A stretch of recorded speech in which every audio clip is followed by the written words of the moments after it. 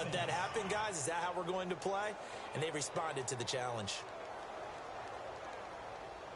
So step off the 5 yards. Yeah, partner, you know, defensive end, he wants to get into the offensive backfield. He wants that get off to be as fast as possible. A little too quick on that one.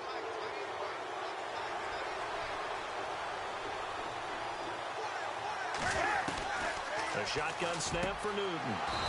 This is caught. It's Greg Olsen. A nice pickup there, 10 yards, and it'll move the sticks. We've been together a little while now, partner. How often do we actually describe tight ends as nifty? Because that's what I think of when I see Greg Olsen on the field. His ability to run routes, create space and separation, and make those catches downfield. Yeah, sure consistent. The numbers the last couple of years almost identical, and both over 1,000-yard seasons. Looking left sideline, but it's incomplete.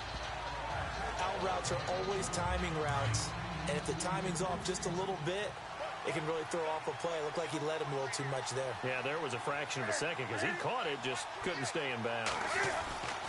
Back to the air, Newton on second down.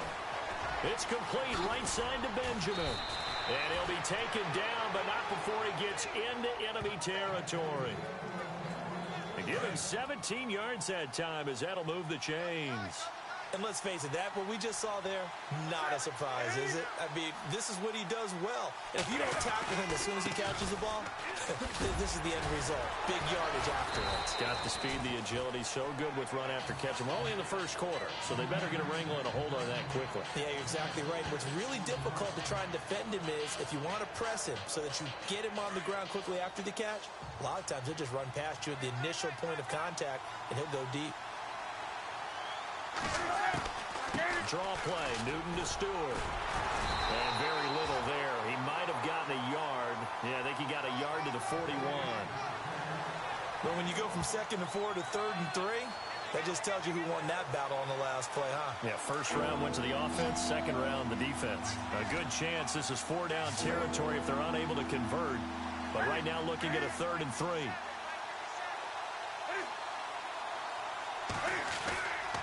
Newton now to throw. And this is going to be incomplete. You absolutely have to have this early on, right? 3rd and short, they elect to throw for it, and that's normal NFL football. They're going to throw on 3rd and short, but you've got to hit it, don't you? Yeah, in the first quarter, like you said, to set the tone, can't connect there. Here's the veteran punter Lee as he sends this one away. That one sails out of bounds. The side judge will walk it off. And he says it went out of bounds at the 9-yard line. Nice punt. Very tough spot here for the offense to start.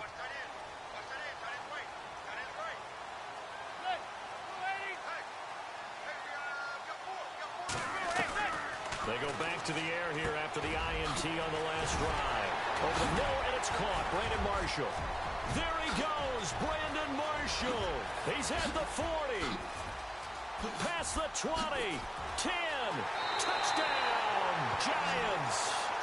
Brandon Marshall, 91 yards. And the Giants are going to take a first quarter lead. And I think it's safe to say we won't call many touchdown passes longer than that this year, partner. No, I would agree with that totally. And right now, you're looking at an offensive coordinator. Conservative would not go next to his name. Risk taker, definitely, because he valued the opportunity to create a big play against what could have been disaster if they end up getting sacked or fumbling the ball in the shadow of their own goal line. Well, look at this. They got the 7-0 lead in the pocket, and they're going to try an onside kick.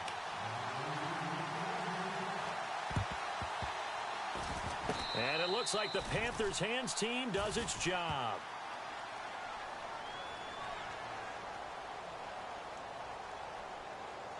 Illegal touching, offense.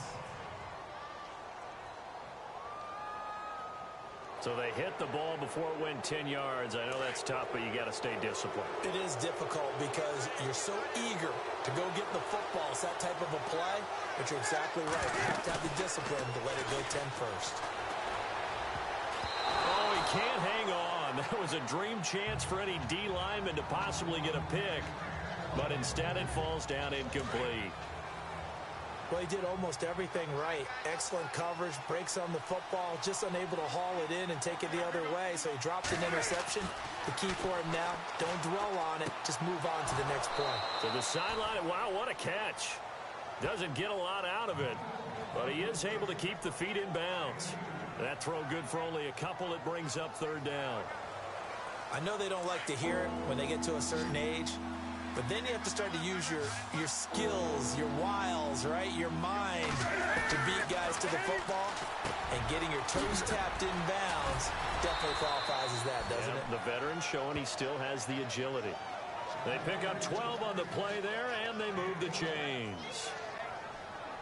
Well, clearly one of his advantages as a passer is his height. Sit back in the pocket, fired over the middle. That makes things tougher defensively, doesn't it? It really does, because your goal is to move the quarterback off his initial spot when he gets his drop back completed. But when you have that type of height, he can stay in there if he's willing to take the hits and just fire over the top, which saves him time and actually completes a play a little bit quicker than it normally does for a quarterback who has to slide and find open space to throw. And now whistles and a flag, and I think we got to jump here. Encroachment, defense. So 5 yards there as one of the big guys up front moved. And in a 4-3 front, you got the two defensive tackles right near the football. I know there's a lot of movement around there, but they're always taught to have one eye on the football. Apparently, that didn't happen. Here's Stewart. And he goes backwards here, losing yardage back to the 16. This will be a 2-yard loss on the play. And that'll bring up a third down.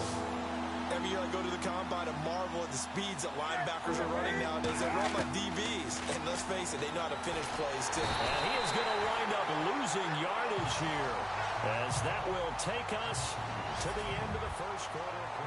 And the first play will be a field goal try. This will be, let's see, 38 yards out.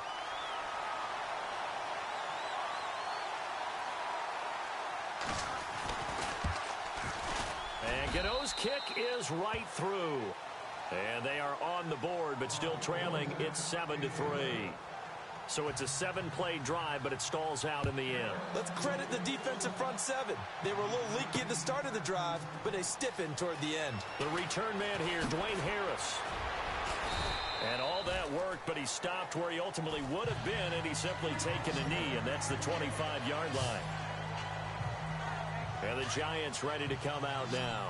And last time the formula was pretty simple. One-play drive, long pass. That maybe they just want to do that again, right? And that's exactly how you want to draw things up. Whether it's on your grease board, right, in your playbook, one-play drive's exactly what you want on offense. What they have to be careful of is not having a letdown. It was fairly easy last time. They can't expect that going forward. And we'll see if it's that easy here. When you see zone defense and you know you've got a drag route on as your primary call, you got to be really careful as a passer about how far you let your guy go, because he might wander into some tough coverage. A dump off to the flat for Perkins. 8 yards on the pickup there, and it moves the sticks. As a general rule, offensive linemen like to know where their quarterback's going to be when he's setting up to throw the football. But sometimes they just have to get on the run, get on the move. He was able to do that on that play and picks up a first down with a nice throw. And nearly picked off there, almost intercepted. Instead, second down. Pretty lucky to get the football back. Had his target out there waving the arms, saying I'm open, but maybe didn't see him quick enough. And I know the jokes are always about defensive backs' hands. What really actually happens, you don't get many opportunities. You get over anxious, and you start to think about taking it away and going the other way instead of focusing and catching the ball. And out of bounds on the other side of midfield across the 45. That burst good for 20 and a first down. At this stage of the game, the run-pass numbers are a little bit out of whack because most of their yardage has come through the air.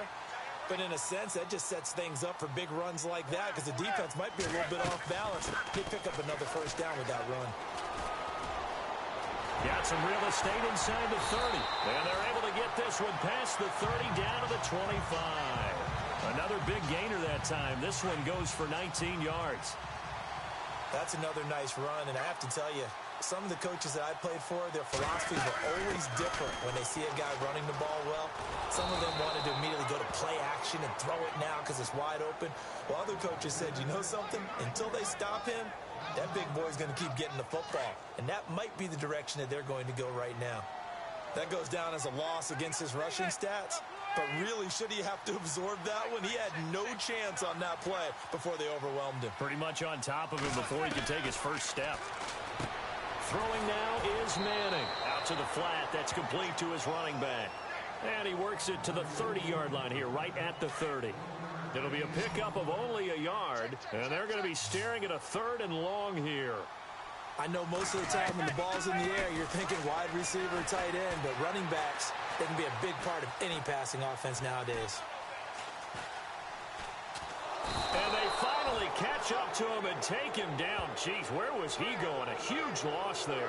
Luke Kuechly able to finally wrestle him down for a huge loss, and that'll take us to 4th down. Here's Brad Wing now to punt it away on 4th down.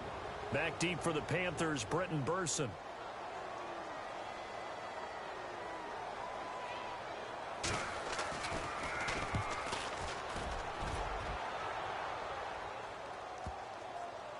And great special teams work here. This is knocking on the door of the 5. They'll spot it at the 6-yard line. And onto the field, here come the Panthers. And last time able to get 3. It's not what they wanted. They wanted 6, but they got at least something. They mustered something out of the ground. They'll take it. I like the way you've described it. Not ideal, but they'll take it. Anything to put some points on the board. But this time on offense, they don't even want to see the field goal kicker trot on the field. They want that ball in the end zone. Yeah, they'll be going for 6.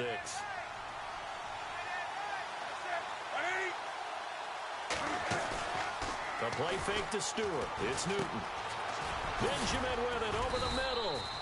And he'll be about a full yard shy of the 20 at the 19-yard line. A Carolina first, Newton to Benjamin. First down now, but the clock continues to move. Throwing is Newton. Throwing middle, but it's incomplete. The intended target that time was Jonathan Stewart. And now it's 2nd down. The one thing that I've liked defensively is that they've shown them a lot of different looks here in the first half. They've come after him. They've sat back. I think that's what you need to do to keep an offense guessing. And they certainly have kept them on their toes. That's why they haven't had much success on the scoreboard.